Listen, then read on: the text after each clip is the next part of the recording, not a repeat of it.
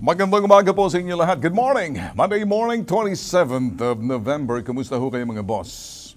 Bago ang lahat, mamaya ay kami ho'y magpapalabas ng aming part 2 hinggil po roon sa aming tinatrabaho ho sa San Simon, Pampanga. Kung inyo matatandaan mga boss, medyo mahaba-haba po ito dahil marami pong mga nangyaring twist and turn.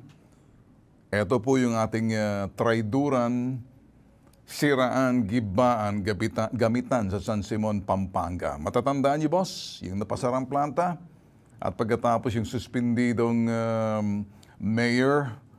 Di lang po dyan, mga bossing, kami ho'y lumapag talaga sa ibaba para makita po yun ang pangyayari kung nga ba yung mga magsasakay na gagamit lamang. Alam niyo mga magsasaka ngayon, mga boss, napakahirap po ng buhay nila, ano?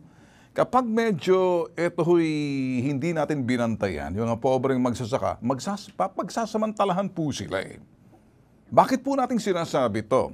Ang dami na pong lumalapit sa amin dito po sa pambansang sumbungan, #ipabitag mo or sa Bitag Live. Reklamo po ng mga simpleng magsasaka, nagtatandaan na po sila. At at the same time, nawawala ng gana yung kanilang mga anak magtrabaho bilang magsasaka. Ano pong nangyayari? Napapabayaan po sila. And then hindi lang po silang papabayaan, nagagamit po sila ng mga tiwaling mga politiko. Hindi lang yan, mga boss. Ito pong mga nangyayari ngayon, ang dami pong pumupunta at nagbababaan para makipagkita po sa amin ng mga magsasaka sa iba't ibang lalawigan, Luzon, Visayas at Mindanao. Kaya kami, mga bossing, hindi po kami yung kapareho ng ibang mga politikong sumasakay pagkatapos ginagawang plataforma, party list po nila. Wala kaming pakialam sa mga party list na yan. Na mga agri o di kaya mga magsasaka, pero hindi po yung mga nakikita natin eh. Ang mga totoong mangyayari sa ibaba, yung mga tunay na pangyayari, ay yung pong talagang nagagamit po ang mga magsasaka po natin. At pagkatapos, wala po silang masumbungan. Mga dapat natanggapan na kanilang pinagsusumbungan, mga munisipyo, barangay, papunta sa mayor. Pero anong nangyayari dyan? Sa national, ito huy Department of Agriculture, napapabayaan po sila eh. Kaya hindi po natin masisisi kung ito po'y pumupunta at bumababa ng Maynila galing probinsya.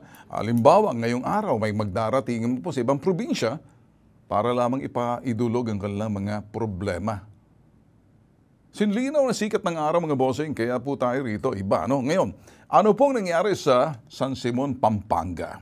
Nakita po natin yung traiduran, siraan, gibaan ng mga negosyante mismo. Ginagamit po yung mga magsasaka.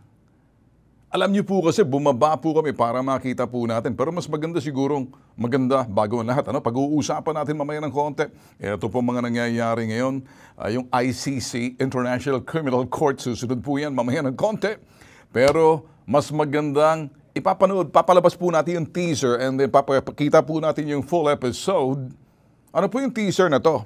Ito po yung teaser na ginawa po namin, kung ready na po yan, give me a signal, na ito po yung teaser na to. 2 minuto po ito, ano? Tingnan niyo po ang nangyari sa San Simon, Pampanga. Nasuspinde yung mayor, gawa nga po ng mga reclassification ng land, nasuspinde at yung kanilang vice mayor at yung mga kanilang mga sanggunian. Dahil totoong meron po silang korupsyon doon pagdating sa lupa. Pero hindi po natin nakikita, yung mga magsasaka, ginagamit po ng mga negosyante. Yung isang planta na pasara, pero meron pong naghihikayat po na negosyanteng, ito po, tunawan din ng bakal. Yung isa tunawan ng, ano po to? Aluminum. Makikita niyo po kung sino po mga traidor. Sila po mismo. Pareho sila mga Chino. Mas maganda siguro, eto.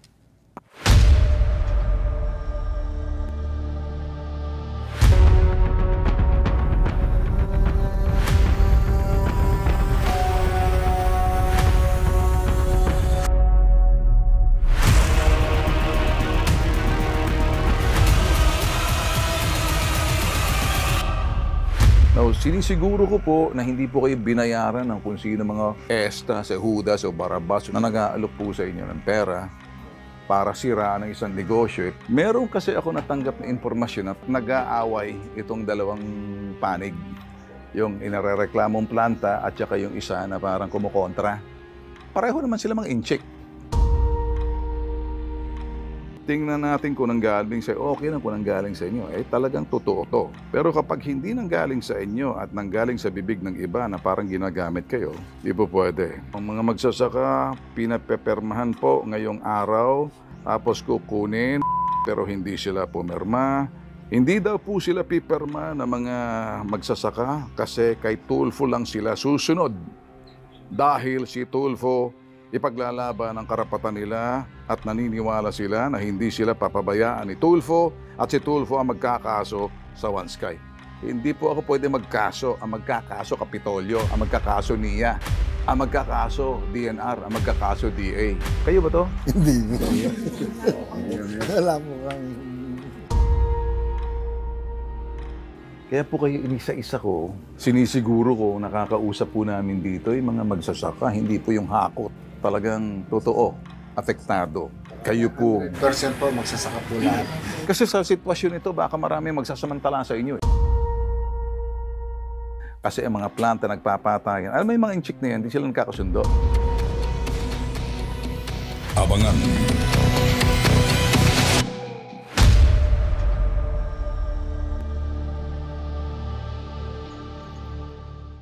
Mamaya, mga boss, malapit na. Relax muna kayo. 19 minutes po yung investigasyon. Patuloy po tayo kung nanonood po sa atin ang munisipyo ng San Simon. Ganon din po ang nasa provincial capital. Mga bossing sa Kapitolyo, yung mga regulators tulad ho ng DNR, tulad ng DA, tulad ho ng National Irrigation Administration, nood lang po kayo, Kasi may madidiscover po kayo, iba po sa pitag. Kapag medyo may kunting kaluskos, na nakikita po na yung kuskus balungos ang dating, ilalantad po namin, wala po kaming isasanto rito. Ganun lang po kasimple. Well, mga boss, good morning po sa inyo. Monday morning, and medyo coffee ho muna tayo. Mas maganda yung kakape ho muna tayo. Bago ang lahat, kayo ba may coffee sa tabi? Oh, yeah. Good morning! Good morning!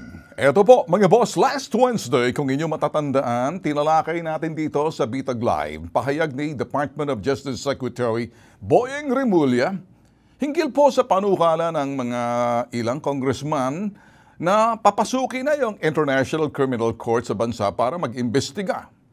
Isinusulong kasi na sa Kongreso ang House Resolution 1477 kung saan magbibigay ng full cooperation ang Pinas sa International Criminal Court, prosecutor, or ICC sa mga umano'y krimen na nasa jurisdiksyon ng ICC. Ayun po, dahil ipinaabot po sa kanila. Diretsang salita, papapasukin ng ICC investigator para maimbestigahan ang umano'y krimen na ganap na drug war ni dating Pangulong Duterte. Ang sagot dito ni Remulla, kinakailangan daw masusit seryosong pag-aaral. Ayan po mga boss, nung Wednesday po yan Well, nagbabago po ko minsan it's not over until it's over. Kasi baka nakikita natin mga narratives, mga salita lang po, And then, nung Biyernes mga boss, 21 ng Hulyo. Well, mga bossing, gusto ko lang sana siguro sa ibig sabihin, galing po mismo ito sa bibig po ng ating Pangulo, kaya alam mo naman ang Pangulo natin, nagbabalanse rin yan. Pero kung inyong titindahan ng July 2021, eto po sinabi po ng ating Pangulo. We've done talking with ICC. Like what we have been saying from the beginning, we will not cooperate with them in any way, shape, or form. Sinabi po ng Pangulo yan. Tapos na tayong pakikipag-usap sa ICC, tulad ng mga sinasabi simula pa lang, hindi tayo makikipag-ugnayan, makikipagtulungan sa anumang bagay, sa pamamaraan, sa forma, at yung sinasabing sustansya o laman ng kanilang mga sinasabi. Malinaw po yan. Ang Pangulo po nagsabi niyan. July 21st, 2023. Yun din pong sinasabi ni VP Sara kamakailan na unconstitutional kung sakaling papapasukin natin yung mga International Criminal Court investigators dito dahil meron tayo soberenya. We have the sovereignty, independent po yung mga korte natin. Hindi po tayo sa ilalim po ng International Criminal Court kasi ang sabi po ni VP Sara. Ano po siya nabi niya? Unconstitutional kapag pinayaan po natin sila pumasok po rito para ganon, sila manghihimasok sa ating mga sinasabing bansa po natin dahil may hukuman po tayong gumagana po. Korte Suprema, Court of Appeals, Regional Trial Court, ito po yung mga sinasabi po nating mga gumaganang mga hukuman po natin. Ngayon, yan pong sinabi niya noong kamakailan. Pero nung ito huy, July pa po yan. Pero ito na po, no? November 24, Friday, ng Biyernes mga boss. Ito na ngayon. Friday, November 24, ito na ang sinabi ho ni President Bongbong Marcos. There is also a question, should we return under the fold of ICC? May question, kung nga ba tayo babalik sa, ito isa ilalim ng ICC. So that again, under study. Yan ngayon, salukuyan pinag-aaralan. And so, tinatagalog ko po, no? So we'll just keep looking at it and see our option. Titingnan po natin yan, ang titingnan natin yung mga magagawa po natin. Yan po, sa English po yan. It's really a sense of the House resolution and the sense that they are expressing or manifesting the sense of the House that perhaps it's time to allow or to cooperate with the ICC investigators. Ang nagsasalita po yan si President BBM. So mga bossing, yan po ang pahayag. So sabi nga natin kanina, it's not over until it's over. And then, posible ho, everything will still change until it's final. So in other words, no, hindi pa po pinal yung pagsalita po ni BBM noong July, kasi tingnan po natin yung July. Ito po. We're done talking with the ICC. Like what we've been saying from the beginning, we will not cooperate with them in any way, shape, or form. Kaya lang, noong Biyernes, ito po. May mga katanungan kung nga ba'y tayo sa ilalim ng sinasabing ICC. Ganon, kinakailang pag-aralan. So, titingnan natin. And titingnan natin kung ano natin magagawa. It's really a sense, ito, parang sinasabi, ang Kongreso ang tinuturo niya. Ang Kongreso, palakihan po natin. Ito. It's really the a sense of the House resolution. Tatlong resolution pong lumabas ho sa Kongreso ni Speaker Martin Romualdez. Dahil sila nagpapahayag po ng kanilang ito'y kung maaari. Panahon na raw na papasukin or makipagtulungan na po tayo sa ICC investigators. Ano po yun? Papasukin po sila. Ano ho yun? Imbestigahan si President Duterte, yung dating Pangulo, sa kanyang drug war. Kaya, kung titingnan po natin, sabi naman po nitong sinasabi ni President BBM, ang Kongreso. So, sa Kongreso. Sino sa Kongreso?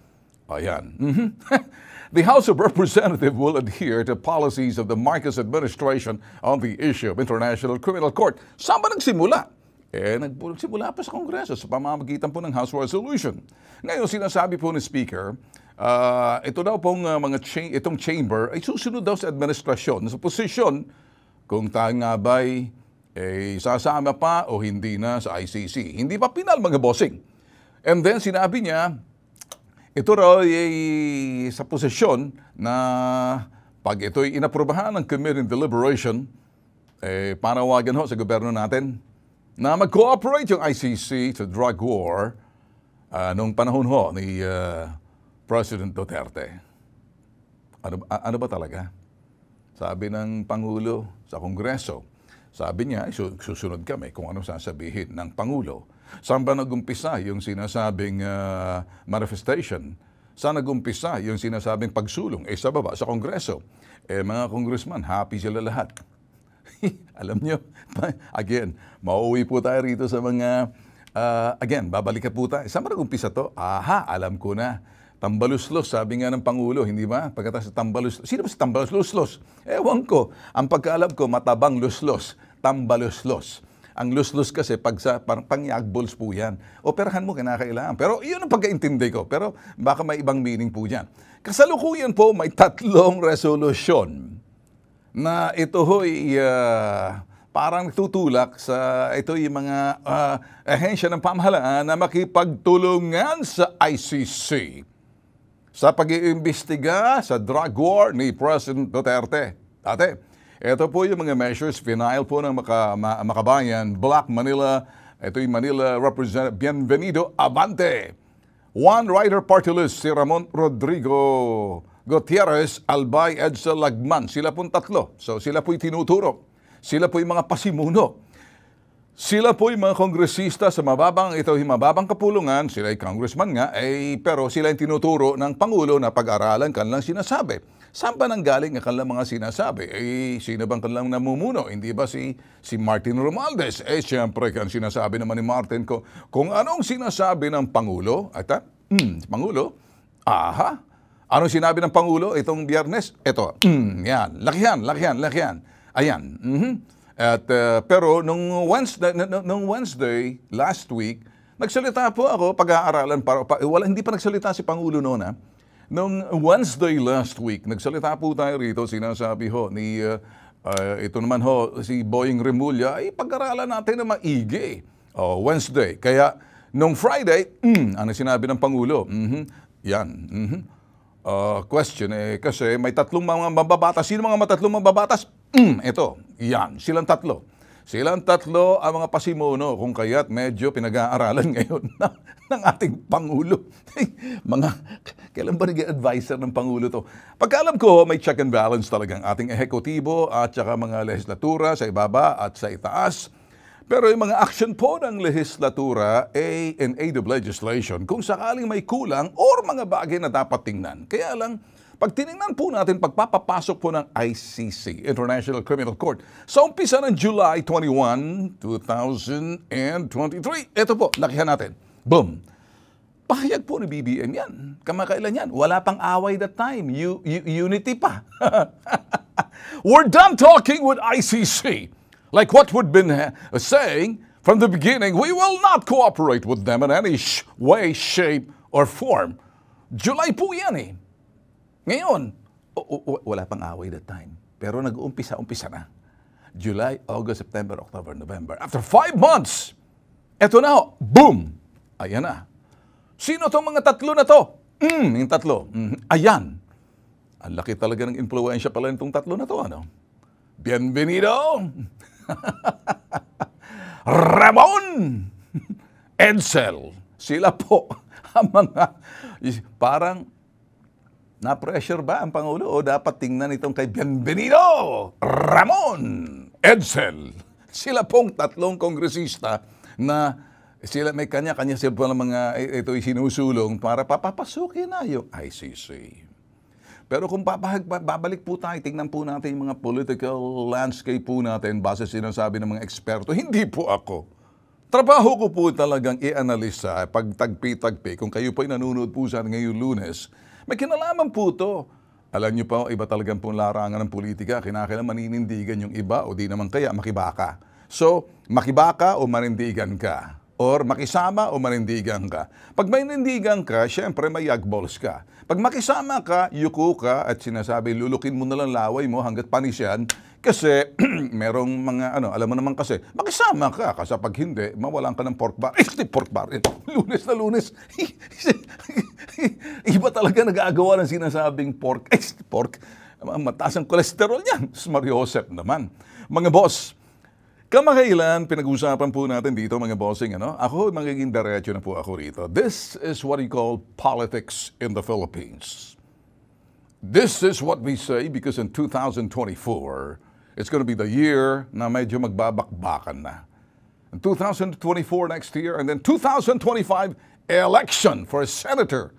And then sa mga mayor, congressman. Pagdating ng 2028, malayo pa.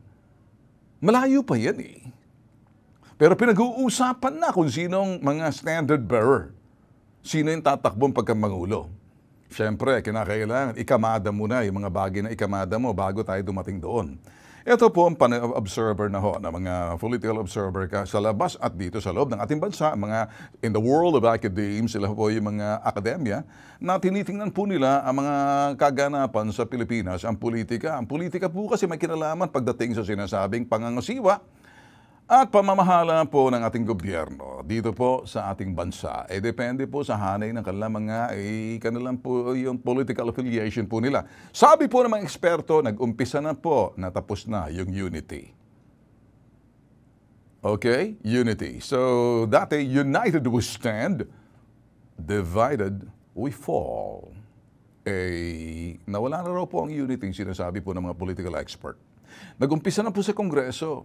At nag-umpisa po yan sa confidential fund ni BP Sara. Marami po nagsasabi, oy, Tulfo, pumapanig, baka hindi mo naintindihan kung ano ginagawa nitong si BP Sara. Dapat ilantad niya yung kanyang mga confidential fund. Wala naman ako sinabing dapat huwag niya ilantad eh. Sinabi ko nung last Thursday and kamakailan, yung mga confidential fund, and ganun din, yung mga sinasabi po nating extraordinary expenses, ilantad nyo sa taong bayan, kayo sa Kongreso, Senado, at kayo mga may hawak niyan, whether in-appoint kayo, hindi kayo, whether secretary kayo, kahit na si VP Sara, ilantad nyo para makita ng taong bayan. Kung yun ay sinisigaw nila, kasi baka sabihin, ako naman isa doon sa mga vloggers na, sige sa kaliwat sa kanan, nag-aaway. Ako po, sinasabi ko lang po sa inyo. So, we watch. Mangyayari po ba ang papapasukin natin yung ICC? Tatahimik ba rito yung iba na kumbaga parang ang sinasabi nila ay mayroon naman tayong hukuman dito? Gumagana naman yung soberenya natin. Bakit kinakailangan natin panghihimasok ng International Criminal Court? Sinasabi, Tulfo, makinig ka, Ben, ikaw si Bitag. Makanabitag ka sa iyong makitid na pag-iisip. Ganon. Makitid pag-iisip ko.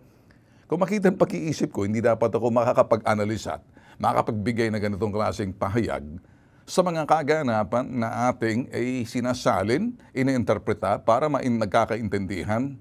Trabaho po namin sa 4th Estate. May pananagutan po kami dahil sa mga network na kapareho po nito na ginagamit po natin, yung franchise, may accountability sa bawat isa. Hindi po tayo mga vloggers, wala po silang accountability kundi sa sarili po nila, mga content po nila. Huwag niyo po kauhihanay doon. So, simple lang po ang aking sabihin. Gagawin ko po ang aking trabaho kasi ito po ay nasa balita ngayon. So, dahil sa balita yan, pag tinagtagpi-tagpi po, pag nagdikit-dikit mo, mapupunta tayo yan, politika. So, titingnan po natin. Marami nagsasabi, pressure point lang yan. Kumbaga, pinaghihinay-hinay yung si PRRD. Si PRRD naman, mga bossing, di ba? Pumalag dahil sinasabi, pinagtutulong-tulungan nyo ang si VP Sara, yung kanyang anak. Sabi niya, tatakbo akong pagka-senador o di kaya pagka-vice president. Naku, Diyos Mariosep. Kaya nangangalansingan yung mga bombolyas na nasa Kongreso. Bakit? Kaya sinasabi, gano'n ha? Sige. Papasukin na natin yung ICC para matuluyan. Sabi naman ito, sige, kulong nyo ako kung gusto nyo. Ganun na ang nangyayari. So mga bossing, let's leave it there. Bahala na po kayo mag-process sa aking mga sinasabi. Hindi po ako sa kaliwa, sa kanan. Ako po'y naninindigan sa gitna. Maging malinaw po tayo, na? Wala po akong minamanok. Nilalatag po natin pareho para kayo maging matalinong mga nagsusuri ng mga kababayan po natin. Hindi ko sinasabing, ito ho, kahit paano na nakapag-ambag naman ako sa inyo ng pananaw base doon sa mga kaganapan, pag-aanalisa, pag-iinterpreta. Pagsasalin ko po to sa inyo para na sa ganoon kakaalaman na medyo meron tong matalinong pagsusuri po natin. Critical thinking kung tawagin nga. Ika nga. Ngayon mga boss, mahaba-haba po ang aking mga sinabi. Magbe-break po muna tayo. Ano na? Eto na po sa Pampanga, sa San Simon. Tama ba ang isang negosyante na tunawan ng bakal at irereklamo mo tunawan ng aluminum? Pareho kayo tunawan. Pag ganyan kayo, pareho tunawan, ano bang tinutunaw ninyo? Yung bakal, tinutunaw si aluminum. Si aluminum, sarado na. Pero si bakal, sige pa rin. Si Bakal nagdudulot ng kalawang sa pinakamahabang mga paglabag pala itong si Bakal. Sino itong si Bakal? Hindi ko pa pangalanan muna. Makinig kayo, ano? Kayong tunawan ng mga bakal, napakarami niyong paglabag. Itong si Aluminum, nahulog sa bitag na pasara namin. Kung napasara namin itong tunawan ng aluminum dahil paglabag, paano naman yung paglabag ng mga bakal dyan at iba pang mga nasa industriya ng tunawan na ibinigay po sa amin ng DNR at ang DNR nagsasabi, ang sinasabi naman ng sa Kapitolyo, ganon? So, booking na kayo. Ano mas matibay? Bakal, aluminum. Pag sinabi kasing babakaling kita, ang ibig sabihin yan sa mga ola, gipitin mo. Gipitin mo, tagutin mo. Kaya si Bakal, ginamit yung kanyang pambabakal kay aluminum. Yung humbitag next generation, papasok na po yung susunod na henerasyon, si Carl Tulfo. Susunod po sa henerasyon. Ako po si Ben Tulfo, si Bitag, Tatak Bitag. Yung tatak ho ng Bitag, pagdating ho sa investigahan, kahit saan pinupuntahan po namin. Iba po ang atake po ng ginagawa po namin. Huwag po kayo malilito doon sa aming hashtag ipabitag mo. Yan po'y pambansang sumbungan, lalong-lalo doon sa mga inaabusot ni Lolo ko. Ngayon, tulad po nito, yung pong magsasaka ginagamit po yung mga politiko kurakot dito sa San Simon, suspendido. Yung mga negosyante, kanya-kanya silang gibaan, kanya-kanya silang siraan, gamitan. Kawawa ang mga magsasaka. Kaya ano pong nangyari? Ito, nilantad po namin. May kasunod to ha, pero ito pang part 2. Manorin.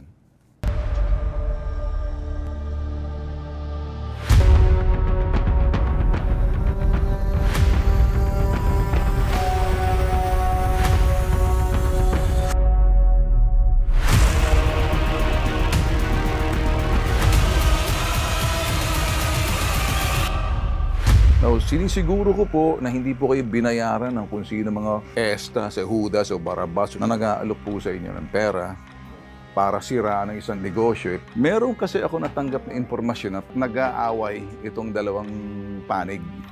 Yung inarereklamong planta at saka yung isa na parang kumukontra. Pareho naman sila mga incheck. Tingnan natin kung nanggaling sa okay na kung nanggaling sa inyo. Talagang totoo to. Pero kapag hindi nanggaling sa inyo at nanggaling sa bibig ng iba na parang ginagamit kayo, di po pwede. Ang mga magsasaka, pinapepermahan po ngayong araw, tapos kukunin, pero hindi sila pumirma. Hindi daw po sila pipirma ng mga magsasaka kasi kay Tulfo lang sila susunod. Dahil si Tulfo ipaglalaban ang karapatan nila at naniniwala sila na hindi sila papabayaan ni Tulfo at si Tulfo ang magkakaso sa One Sky. Hindi po ako pwede magkaso. Ang magkakaso Kapitolyo, ang magkakaso NIA, ang magkakaso DNR, ang magkakaso DA. Kayo ba to? Hindi. Wala po kang... Kaya po kayo inisa-isa ko, sinisiguro ko, nakakausap po namin dito yung mga magsasaka, hindi po yung hakot. Talagang totoo, apektado. Kayo po. Percent po, magsasaka po lahat. Kasi sa sitwasyon ito, baka marami magsasamantala sa inyo. Kasi ang mga planta nagpapatayan. Alam mo yung mga inchik na yan, hindi sila nagkakasundo.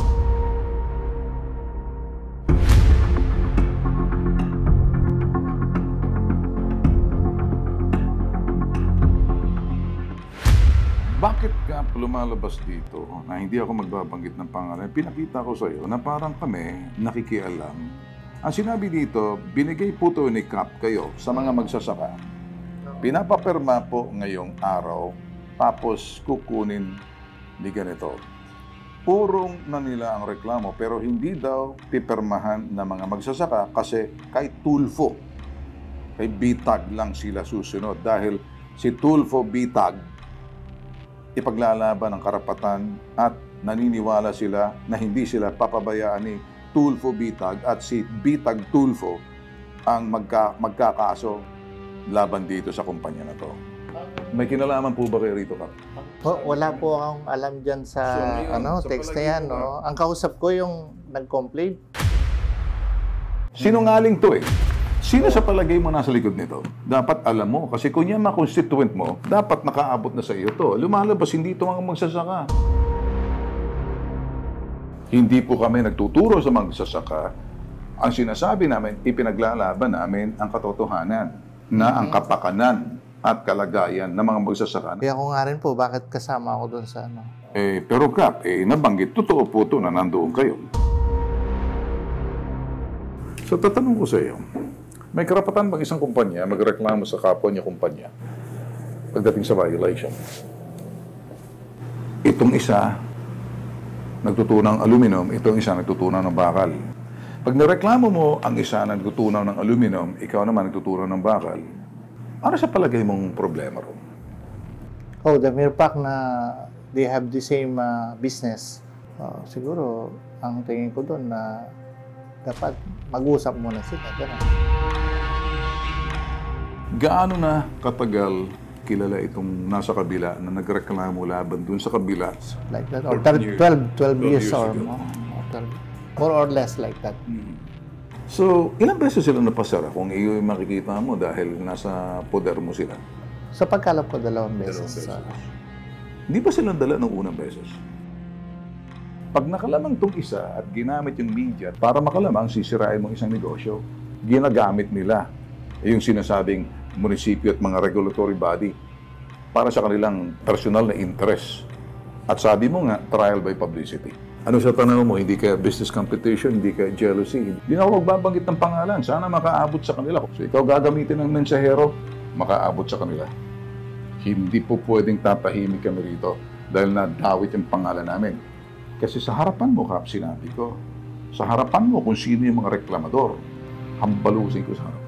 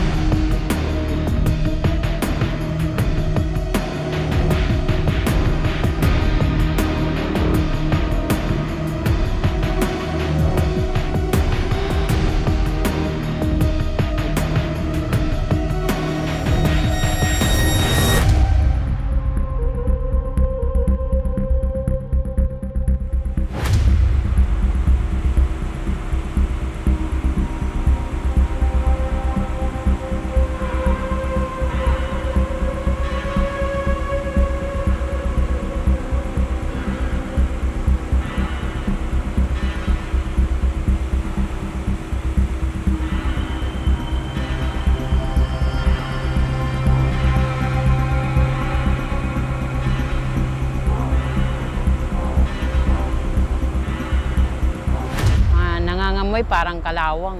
Ano, Makati sa lalamunan.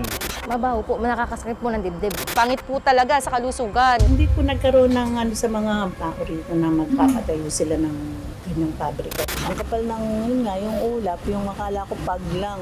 Tapos medyo may amoy.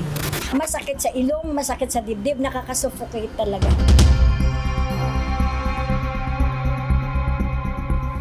Lahat ng pabrika nagdulot ng hindi maganda dito sa baryo.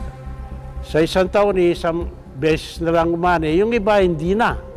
Kung magtanim man kami, baka polluted yung basura ng pabrika, masisira din ang tanim namin. Ang inaalala ko lang, kung yung waste nila ay toxic, yung dadaanan ng tubig nila dyan, may mga palaisdaan. We will have to go head on with this particular plant with a glaring violation. Glaring. Tahasan, walang pakundangan ng paglabag. Pagsapit ng dilim, kasagsagan ang tulog ng mga residente sa San Simon, Pampanga. Tsaka sila nag-operate. Ang planta na to, nag-ooperate ng illegal. Kaya target natin ngayon to, pupuntahan, bibisitahin, kukumprontahin, uupo tayo kahit may mga abogado sila, kahit sinong Talpulano, Esta, si Judas, si Barabas na upo sa atin, wala akong pake. Dahil pagpunta natin sa planta nila, binibigyan tayo ng pagkakataon, pinagkaloob natin itong karapatan nila. Nakuha na natin reklamo ng komunidad, mga magsasaka partikular. Heron, quote-unquote, assault to get there, openly confront them as investigative journalists. Walang maglalabas nito sa media. Bakit kaya? Bakit nasa sa atin, sa balikat natin ang sumbong ng mga magsasaka at saka yung mga sa komunidad? Di tayo nagtatrabaho mag-isa, grupo, may research team, and then the main team to go on the field. Production team, post-production. Pagdating daw dun sa mga drainage nila, naapektuhan daw yung irrigation ng mga crops. Tapos pagdating naman dun sa waste disposal, yung problema daw nila is yung usok. Kasi nakaka-apekto daw dun sa mga crops. Yung iba nagmumukhang sunog, yung iba is hindi na nabibenta. Tapos pagdating naman sa tubig, hindi sila sigurado kung maayos ba yung kalidad na lumalabas sa tubig dun sa planta. Kasi baka yun din yung dahilan kung bakit na-apektuhan yung iba. So in other words, hahanapin natin kung saan disposal galing sa planta, kung saan nilalabas kasi kung nire-recycle ba nila for, making sure na wala silang tinatapon. Dumalabas dun sa planta, papunta sa tubigan, papunta roon sa mga stagnant water, hahalo doon sa sinasabing drainage o sa tubig, sa lupa. Ano pa ang concern ng farmers based on your investigation? What else? According to them, sinakop daw ng OneSky, so yung kanal ng irrigation, ginawang parking area.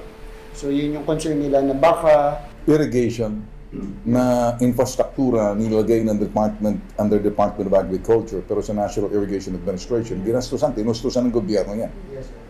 Pero kung sinira mo, giniba mo, dinisable mo, ginawang parking, nakakamahala yan. Kawawa magsasaka.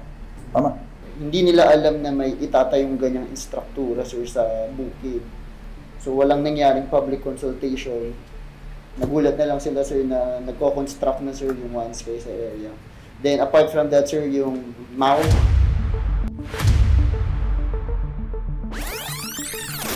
yung Municipal Agricultural Office, dineclare raw na non-irrigated and non-productive na yung lupain ng OneSky. Kaya nabili, na-reclassify into industrial use. Dahil sa Municipal Agricultural Officer, na dapat tumingin sa karapatan ng mga magsasaka. Kaya nga siya opisyal eh. Saan na siya napupunta? Parang pinabayaan ng mga magsasaka. Nagdeklara siya na non-productive na. Teka muna, pinabla mo rito mga magsasaka para pilitin na mga magsasaka ibenta ang mga lupain. Kung ang mga magsasaka, takot. Protektahan kayo magsasaka. Naka-receive tayo ng tawag sa isang peer group. Meron siyang tinatanong kung meron daw ba tayong tinatrabahong OneSky Aluminum. So, nakaabot na sa kanya, nagtatrabaho yes, tayo. And then, she was asking na kung ano ba yung naging problema kasi willing naman daw ang OneSky na itama yung kanilang pagkakamali. But, itama ang kanilang pagkakamali. So, in other words, kung hindi pa tayo pumasok, hindi malalaman ng pagkakamali, yun ang nagiging lihim. Hindi ko palalagpasin to. Sir, we've explained naman dun sa PR person na ganito ang mga violation niyan. Kasi parang ang gusto nilang palabasin, baka pwedeng makiusap na huwag na lang ipalabas. Gusto nila story sequestration. Isa-sequester yung story. Meron daw kasing lumalapit sa kanila na nanghihingi daw ng 15 million para sa bitat. Is that a question na kumbaga parang question na probing question kung tayo involved? Kalkalin nyo ang Securities and Exchange Commission sa Securities and Exchange Commission kung anong sistema nitong kumpanya natin with a capitalization of 10 million pesos and you set up a plant that's costing about hundreds of millions and then buying the land, this plant should be stopped. Ang permit lang nila, warehousing, that's okay. Ang warehouse kasi mag-store ka lang, so wala kang panganib. Pero pag ikay nag-process na, nagplanta na, heavy industrial, medyo, teka muna, yun ang hahanapin natin. Pag sinabing, hindi pa kami comply namin, kung hindi pa pala nagreklamo ang tao, tuloy-tuloy kayo. So kung hindi pa kayo nahuli, tsaka nyo aayusin. Kaya nyo aayusin dahil hulog sa bitag ang ginawa ninyo. Oh, let's go!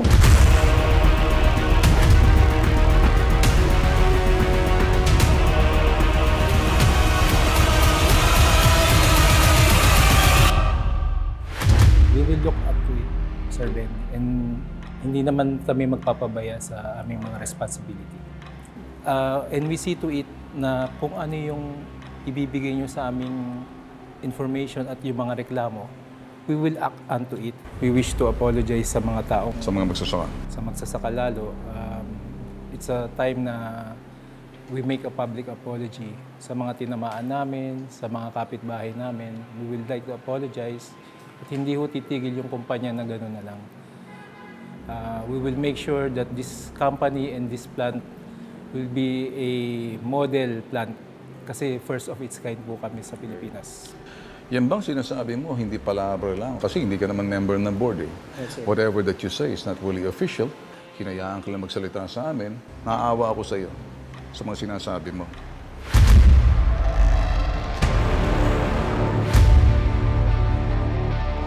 Matapos may lantad ng bitag ang paglabag ng One Sky Aluminum sa kanilang operasyon, agad nag-issue ng cease and desist order ang DENR-EMB sa kanilang smelting operation o pagtutunaw ng aluminum. Mahigit 2 buwan nang sarado ang One Sky Aluminum habang isinasayos nila ang kanilang Environmental Compliance Certificate or ECC at iba pang mga requirements bilang isang industrial aluminum plant. Patuloy ang pagmamatsyag ng bitag sa mga ipinangako ng One Sky Aluminum sa pagsasaayos ng kanilang problema. Nauna na rito ang paghingi ng paumanhin ng One Sky Aluminum sa harap ng kamera ng bitag. Humingi po ako ng kapatawaran, unang-una po sa mga tauhan namin na kailangan umuwi at nawalan ng trabaho. Humingi ho kami paumanhin sa inyo. Nagkulang po ang kumpanya sa mga requirements kaya napilitan ho tayong huminto. Humingi rin ho ako ng apologies sa mga kapitbahay, sa komunidad po natin na sila po yung nakapansin at nakakita at nakaranas ng mga usok o anumang violation na kakulangan namin. So humingi ako ng kapatawaran. Mahal na Vice Governor, si Nanay Pineda, sa Kapitolyo po na naging kontrobersya ang Pampanga dahil sa amin. Pinapangako po namin sa susunod pong masasabit ang pangalan na One Sky, ito po hindi na po sa kontrobersya kundi sa kagandahan na po ng ating kumpanya. Humingi rin sila ng paumanhin sa mga residente at mga magsasaka na naapektuhan sa nasabing barangay. Nakita po ng aming kumpanya ang mga pangangailangan ng mga magsasaka. Lalong-lalo na po sa mga kailangan nila na makapagtanim at makapag-produce ng kanilang hanap buhay. So kami po nagre-reach out po lalong-lalo na sa MAU, sa Municipal Agricultural Office. We are giving them fertilizer. Nagbibigay po kami. Kung hindi man lang ito kaya namin ibigay, makukuha nila sa mababang presyo. Patuloy ang pagsasaayos ng One Sky Aluminum sa mga nasirang daanan at drainage. Tsaka po yung mga irrigation canal na sinasabing nabarahan, kami po mismo ang nag-fix nito, inayos po namin para hindi na ho babara. So ito po yung munting tulong, alam namin na kulang pero asahan nyo po sa mga darating pang panahon, lalapit po kami sa kanila para makatulong. Eksklusibong ipinakita ng One Sky sa bitag ang air pollution control device na kinakailangan pumasa sa pagsusuri at pamantay ng DENR-EMB. So far, Sir Ben, sa aming facility, nai-install na po namin yung pollution control device na napaka-importante sa aming production kasi doon po lumalabas yung usok na nirereklamo dati. So we're happy to advise na talagang naikabit namin ang bago tsaka moderno. Subalit, habang nagmamatsyag ang bitag sa mga kaganapan, may nakaabot na impormasyon sa bitag mula umano sa mga magsasaka sa Barangay San Isidro. Ito ang dahilan kung bakit lumapag muli ang bitag para kumpirmahin kung kanino nanggaling ang kasinungalingan at panlilinlang na impormasyon sa mga magsasaka. May hinala ang bitag na ang kumakalat na impormasyon ay mula sa kapitbahay ng One Sky Aluminum na isa ring planta na tunawan ng bakal.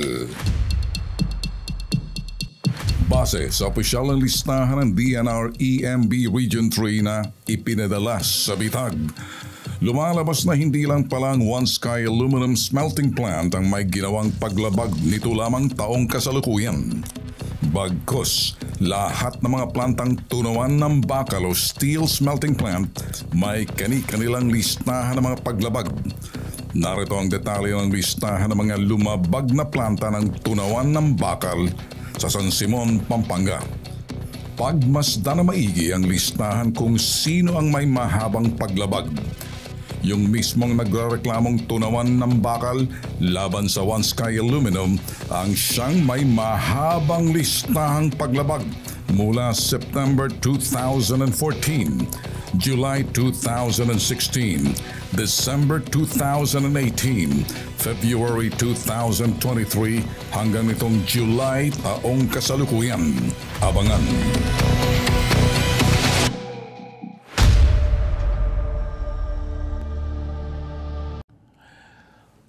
Ito ang sinasabi namin, traiduran, siraan, gibaan, gamitan sa San Simon.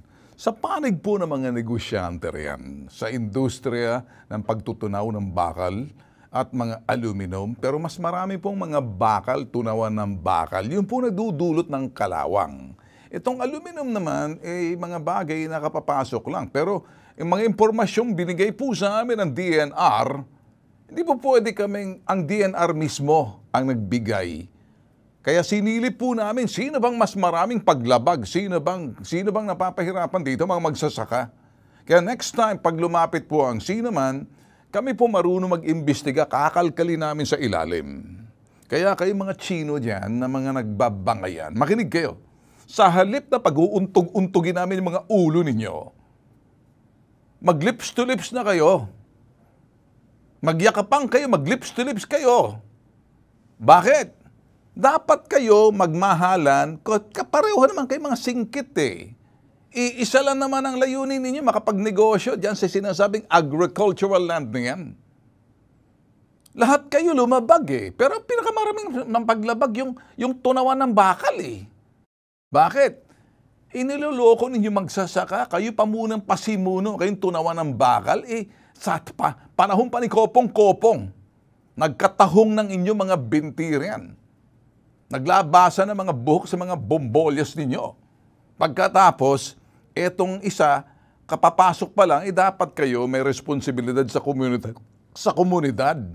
Tingnan nyo ang kalagayan at kapakanan ng mga residente na kung saan nandyan mga planta ninyo. Tingnan nyo maigi na maliit kapiranggot lang naman ang kinikita ng munisipyo. Tapos kinukurakot pa ng lokal na pamahalaan. Kaya kawawa yung mga magsasaka. Anong naaambag nyo sa komunidad? Sige nga.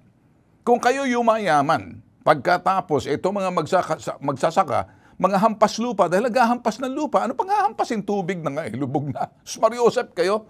O ngayon, nakikita nyo kung paano traiduran pa more, siraan pa more, gibaan pa more. Malalaman namin ang mga kulay ninyo at mga baho ninyo, mga anghit ninyong mga putok sa buho kayo eh. Gagalit ako? Hindi. Nagpapaliwanag lang. Magkakape muna tayo. Ang Bitag Live in the Morning, by the way, natatandaan niyo ba dito ho sa Imos, Cavite? Yung pong mga pulis na nanloob, natatandaan nyo to? Itong video na to, papalabas namin. Yung mga pulis na nanloob, yan po, yung mga parang nakikita nyo, naka-short pants, may dalang baril, hindi nala alam, may CCTV. Kasama isang babaeng pulis, pinagtatadyakan yung sinasabing pintuan ng propesora. Ay kasi sinasabi na pinaghinalaan may droga. Wala naman po sila nakita. Bagkus, ang ginawa, kinuha lang yung mga gamit para mga kawatan. Ayan po. Yan po, may isang babae naka-pink po. Ngayon, anong nangyari din? Dalawang doon. Yung iba nagtatago na hinahanting po namin. Makinig kayo ha, kayong mga pulis na kayo. Wala kaming pakialam kung sino. Wala na kayong pulis kayo. Ito pong mga 7 pulis na to, kasama itong 2 pulis sa 7. Yan, nakita po ng mga picture yan. Naglabas na po ng warrant of arrest. Sabi sa itong Imos Regional Trial Court, Branch 121, Presiding Judge Giovanni Elnar. Inaresto po sina Senior Master Sergeant. Ayan. Yan, nakikita nyo. At saka si Daisy Alvarez. Tago pa mga mukha nito. suspendido. Yan, tinanggal na po yan sa kasong robbery. Ano pong ibig sabihin nito, mga boss? Ay, nako. Sample pa po yan. Dito po namin pinaputok sa bitag to. Well, inaresto na hinaresto po sila sa bisa ng warrant of arrest. Senior Sergeant Daisy Diones at Corporal Gerald Candang sa kasong robbery. Pinaghahanap pa mga dismissed sa serbisyo. Sila Jesus Alday. Sigurado, tago pa mo, Julius Barbon. Ipapalabas kayo, Emil Buna. Buni ata ito Liud Amado, Antonio Remel Zareyas, Rene Mendoza. Lahat kayo, sige na, okay na, paalisin mo na mga pangit na mga mukha na yan. Lahat kayo ngayon, inyong singit nagpapawis. Yung mga bombolyos ninyo nagkakalansingan ngayon. I love this job. Mga kawatan kayo, gagalit nga sa inyo si NCRPO. Chief, si General Nartates, at sinibak po sila mismo na Chief PNP. Ito pong programa na to, pro-law enforcer po kami. Naniniwala po kami sa mga sinasabing kagandahan, kabutihan ng mga mababait at matitinong mga pulis. Marami po dyan. Kung titingnan po natin naglalabasan ng mga 10, 3, kumpara mo sa mga Mariosep, 200,000, wala pa pong 1% yan eh. Kaya lang kuminsan sa 1% o 2% ng mga pulis, 3%, hindi mo pwedeng dabahiran po yung mga pulis na mga matitino. Ay, hindi po ako papayag dyan dahil naniniwala po sa kabutihan yung magagaling na mga pulis natin. Kung wala na po tayong mga pulis, sino pa po? Ayaw naman po natin mangyari na parang mababawasan ang pag-i-enroll ng mga iba sa pulis dahil nababawasan, nadudungisan sa kagaguhan ng ilan. Sinasalba ko po. At naniniwala po ako doon sa mga mababait, mabubuting mga pulis natin sa Philippine National Police. Marami po dyan. Tahimik lang nagtatrabaho sa kanilang sweldong katamtaman. Yung iba hindi makontentong kurakot at gagawa ng katarantaduhan talaga. At pag nahuli mo, para silang maipot sa kanilang mga butas-butas, lalo mapapanghing karsunsilyo, nagtatago ngayon. Ito po ako si Bitag, pag nagsalita, alam preno. Di ko po kayo sasantuhin. Dahil si Bitag hindi nagsisiga-siga. Kaya po namin tumapat. Alam po namin ginagawa namin. Hindi po kami yung pareho sa iba na parang nagbabalanse. Kung kinakailang babalansein, pero kung kinakailang ilantad, hambalusin, hinahambalos po namin. Hindi naman po ako kastigador. Hindi po ako nagkakastigo, nilalantad lang po namin. Tandaan. Anumang klaseng pang-aabuso, panloloko sa kapwa, kahit na kayong mga law enforcers, militar, opisyal, gobyerno man, sa hanay ng gobyerno, hinalal o di naman kaya in-appoint, di po kayo sasantuhin ng programang ito.